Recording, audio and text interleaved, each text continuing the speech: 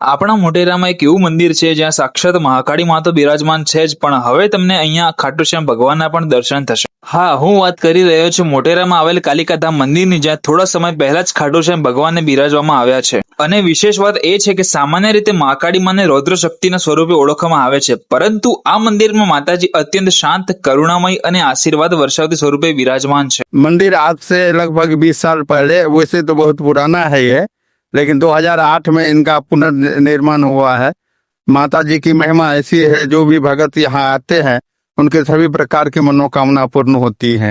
महाकाली माँ यहाँ दक्षिणेश्वरी महाकाली माँ विराजमान है। लोग अपनी मनोकामना के लिए नींबू के हार, नींबू का माला मानता रखते हैं, उनकी मानता पूरी होती है।